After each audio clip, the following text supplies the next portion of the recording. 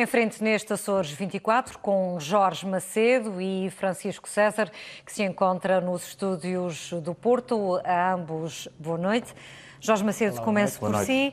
Depois de muita atribulação, enfim, a Ryanair finalmente fez o seu voo inaugural hoje para a Ilha Terceira. Faltaram 5 lugares para preencher o avião todo. E já tivemos hoje o Ministro da Economia também a dizer, chamar a atenção dos empresários para... E relativo, também comparando com o que se verificou em São Miguel, vêm aí muitos turistas, portanto os empresários já tinham que se ter preparado. Espero que se tenham preparado para este aumento de turistas que vai vir agora para a Terceira. É verdade. Boa noite, Berta. Boa noite, Francisco, nos estúdios do Porto. É uma grande notícia para o turismo dos Açores, não só para o turismo da Terceira, mas terá, numa primeira fase, agora, um grande impacto no turismo da Terceira. Eu estive a ler um estudo que o INE publicou em 2010, que diz que o turista que demanda Portugal, que vem para Portugal, gasta sensivelmente 1/4 no alojamento, 1/4 no transporte, 1/4 na restauração e bebidas e 1/4 nas atividades de lazer, cultura e outras compras que eles consideram eventualmente produtos não turísticos. Ou seja, o orçamento do turista é dividido quase em partes iguais pelo alojamento, pelo transporte, restauração e bebidas e pelas compras e lazer. O que significa que, fazendo umas contas relativamente ao preço da tarifa low cost para os Açores, de modo geral, nós por vezes pagamos 40 euros para cada lado, outra vez pagamos 19 euros, mas o preço médio da low cost são 170 euros. Mas também se paga mais. Exatamente. E o preço médio da low cost, média anual, são cerca de 170 euros. Se nós virmos e fizermos as contas de acordo com o estudo do INE, isso representa, e porque a Ryanair se propôs transportar 100 mil passageiros, mas atenção, são 50 mil para um lado, 50 mil para o outro, não são os 100 mil a desembarcar na Terceira. Exatamente. Até porque a oferta de voos, os 6 voos semanais, não teriam capacidade para tal, tem capacidade máxima para 59 mil passageiros, sensivelmente. E, portanto, considerando os 50 mil passageiros que vão desembarcar na Terceira, e que a Ryanair se propõe a desembarcar, promoverão uma receita individual de cerca de 510 euros por passageiro, uma receita na região, uma receita na Terceira de 510 euros, o que, com 50 mil passageiros, estamos a falar de 25 milhões de euros por ano. É muito significativo para a Terceira, até para ultrapassar as dificuldades que tem tido com a redução do efetivo americano na base das lajes. Francisco César, uma primeira análise a este voo inaugural, esta estreia, este início de caminho das low cost para a Ilha Terceira, que no caso é a Ryanair. Bom, antes de mais, boa noite a ti e ao Jorge Macedo. Bom, a chegada das low cost à Ilha Terceira tem 2 significados. Tem o primeiro, que é o reforçar da confiança no turismo da Ilha Terceira. O Jorge Macedo já o referiu há pouco, que nós iremos ter um enorme fluxo de passageiros, acréscimo de passageiros, na ordem dos cerca de 50 mil passageiros por ano. Mas também não podemos esquecer que a esses 50 mil passageiros por ano que acrescem, nós também já temos um crescimento neste momento, que segundo os últimos números já chega a cerca de 100%. Ou seja, nós, a este nível, vamos ter um acréscimo muito substancial para a Ilha Terceira em termos de oportunidades do turismo. Esta é a primeira dimensão. Há uma segunda dimensão, que é a dimensão política também, que está relacionada com o cumprimento da palavra. Este é um momento em que é cumprida a palavra do Primeiro-Ministro, António Costa, e de Vasco Cordeiro, e de responsáveis do Governo dos Açores. Nós normalmente, aliás, não deveria ser habitual, nós lembrarmos-nos de promessas que são realizadas, não é? E que são cumpridas. Mas este caso é um caso particular, porque este processo não começa exatamente aqui. Basta lembrar que em julho de 2015, o líder aqui do Jorge Macedo, do PSD, veio prometer low cost para a breve trecho. E também o líder do CDS veio inclusive a dizer que as low cost estariam para chegar em breve e que um passarinho inclusive lhes tinha dito, ou chilreado ao ouvido, que até seria a empresa EasyJet. Aquilo que se percebe é que nem o a breve trecho se realizou, nem o passarinho disse alguma coisa. O que aconteceu é que As low cost só vieram passado um ano e a companhia aérea, até que tinha sido referida, acabou por não ser aquela, acabou por ser a Ryanair. Portanto, duas boas notícias.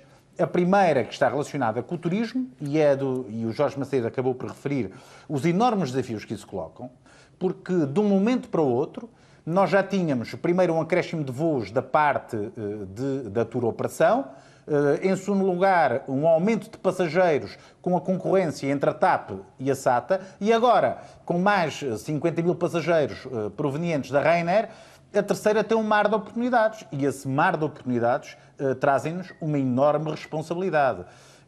E essa responsabilidade é de conseguir que quem vem tenha vontade de cá voltar. Porque, como disse o Ministro da Economia há pouco, não há uma segunda oportunidade para uma primeira boa impressão.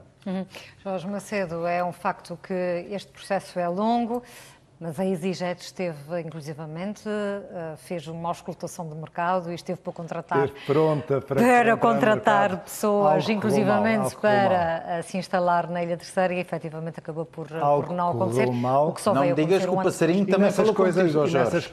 Nessas questões eu prefiro dar as boas notícias do que me perder na história de alguma trica política que efetivamente correu mal.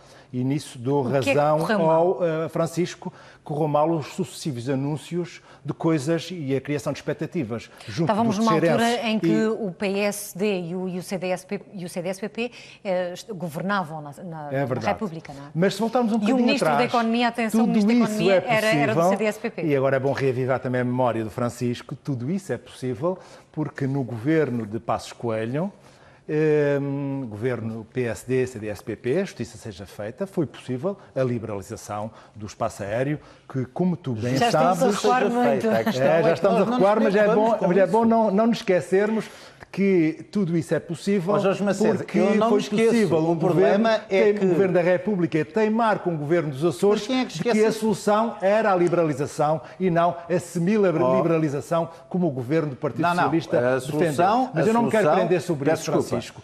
Jorge, deixa-me só dizer isto, que estou aqui no Porto e às vezes é complicado. Extraordinárias nós tivemos não foi uma liberalização. Nós estamos a falar por cima do outro. Nós estamos a falar por cima do outro. Mas é que só fazer uma precisão. Deixa-me só concluir. Tu dizes que há uma liberalização. Não houve uma liberalização. Houve uma liberalização controlada. Todos nós açorianos temos experiências de estarmos na Terceira e termos uma extraordinária gastronomia. Restaurantes que são os melhores restaurantes dos Açores. Disso não tenho qualquer dúvida e, portanto, quando se fala de gastronomia como uma das grandes atrações do turista para a Ilha Terceira, estou certo que os empresários do turismo da Terceira estão totalmente preparados para tal. E é importante agora que nós também nos centremos... talvez não se verifique em São Miguel. São Miguel é um percurso que está a ser trilhado, é um percurso que já foi muito caminho feito, mas que é preciso ainda aprimorar o serviço na restauração e nos serviços conexos, animação turística, etc. Na Terceira, provavelmente, a animação turística estará um pouco mais atrasada do que em São Miguel. Mas não a restauração, não o setor da restauração. A restauração, claramente, que desde sempre a Terceira teve uma excelente gastronomia, uma excelente restauração e sempre deu cartas, como se costuma dizer, na restauração a nível Açores. Mas é importante também agora referirmos o seguinte, é que não vão ser só os turistas que vão vir através da Ryanair, é porque a Ryanair tem canais de distribuição poderosíssimos, como tem todas as low cost, principalmente as maiores, no caso Ryanair e EasyJet. Eu estive hoje a consultar os últimos números das visitas ao site da Ryanair, que foram feitas durante o mês de setembro, e durante o mês de setembro, o site da Ryanair já tem lá 2 destinos, que é Ponta Delgada e Laje na Terceira, teve 46 milhões de visitas no mês, o que significa que anualmente terá cerca de 500 milhões de visitas. Nós temos 2 destinos açorianos disponíveis num poderoso canal de distribuição que é o site dessa low cost, é sem dúvida uma mais-valia poderosíssima, não só para os Açores, não só para a Terceira, mas para todo o turismo dos Açores. Francisco César, para fecharmos, enfim, este capítulo companhias de baixo custo, low cost, é crível que companhias de baixo custo possam voar também para outras ilhas, com portas diretas de entrada e saída com o exterior? Bom, eu não sei se isso será possível. É uma questão de mercado e de oportunidade. O que aconteceu na Ilha Terceira é que, pelo que percebemos, houve um pequeno empurrão da parte do Governo da República através de apoios à promoção dos Açores, que permitiram que essa operação arrancasse. Mas eu não gosto muito de embarcarmos nas low cost como a solução para o turismo dos Açores. As low cost não são a solução para o turismo dos Açores, são parte da solução para o turismo dos Açores. E aquilo que o Jorge referia há pouco, e que eu tentei precisar, que é a minha opinião, é importante. Nós não tivemos uma liberalização total do espaço aéreo. É importante que as pessoas percebam isto. Nós tivemos uma liberalização controlada, que é isso que nos permite ter a parte boa da liberalização sem a penalização dos residentes. Senão, a liberalização total foi aquela que tivemos na Ilha Madeira, com graves prejuízos para a Madeira, que os obrigou, inclusive, a regressar para um modelo mais semelhante com o nosso. Portanto, é sempre importante precisar isso, porque muitas das vezes há essa indução. Francisco, deixa-me só dizer-te isso. Deixa-me só dizer isto, e vou é ao encontro importante. daquilo que tu estás a dizer. Vou ao encontro daquilo que estás a dizer. Eu, por acaso, estava presente quando o Duarte Freitas estava a falar com o Passos Coelho acerca do anúncio, ou do provável anúncio da liberalização do espaço aéreo.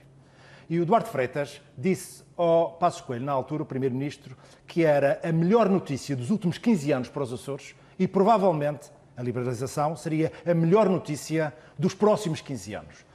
E quem quer que seja, Passos Coelho, com o Governo dos Açores, com o Vasco Cordeiro, com o Vítor Fraga, com o Duarte Freitas ou agora com António Costa, devemos celebrar isso e deixar-nos permanentemente estar a encontrar quem é que é o pai da criança, porque pais e mães das crianças foram muitos, certamente, e certamente que não serão Jorge, nem só o PS, nem só o PSD, e é isso que provavelmente nem sequer interessa aos açorianos.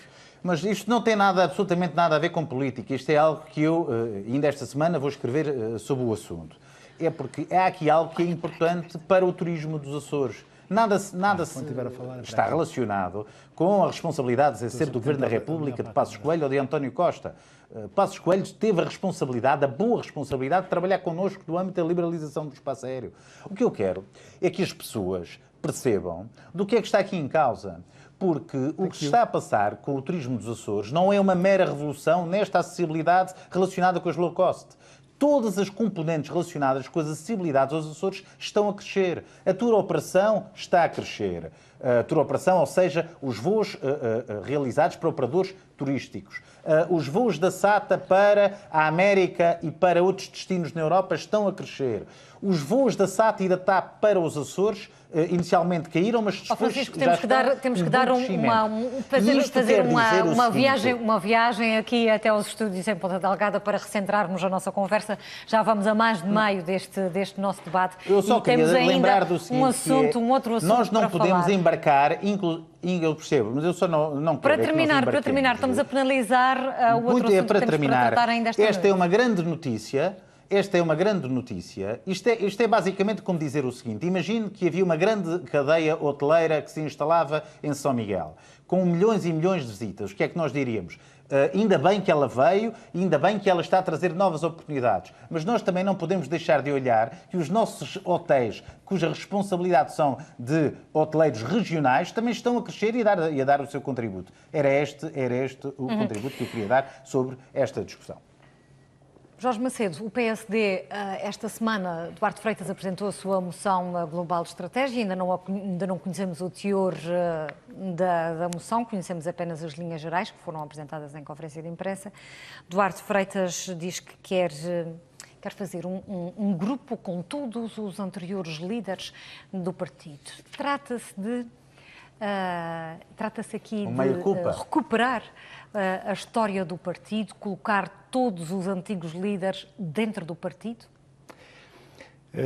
Esse foi um tema que a Berta é testemunha, foi um dos temas que eu fui tentando fugir em todos esses frente a frente com o Francisco ao longo das últimas semanas. E porque não é um tema fácil para mim, como a Berta bem compreende. Mas vou ser o mais factual possível.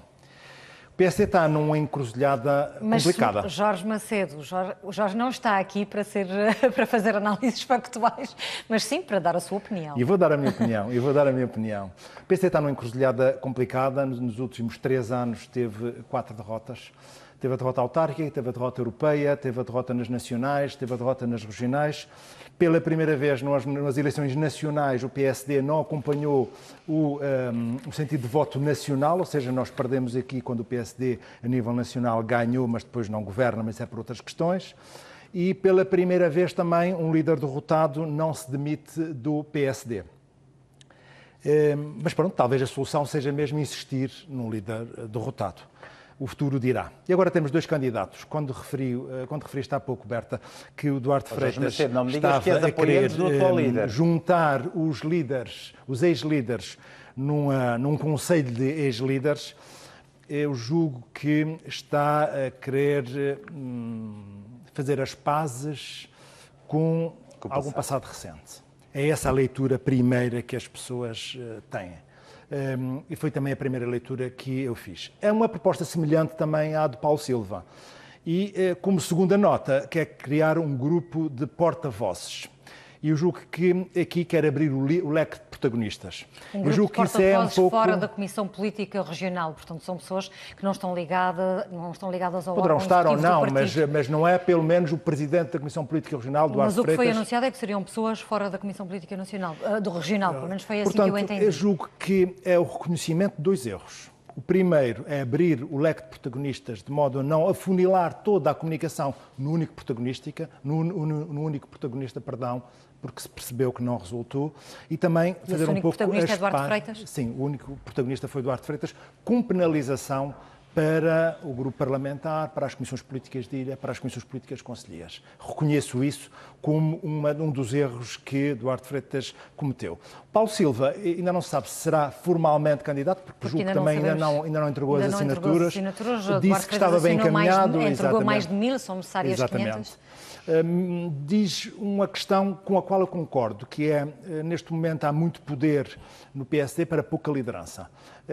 Quer fazer pontos com outras forças políticas, é um pouco o normal da política, quer juntar militantes afastados do partido, um pouco também na linha de Duarte Freitas, e quer também fazer um Senado com antigos deputados, governantes, ex-presidentes do partido e ex-autarcas.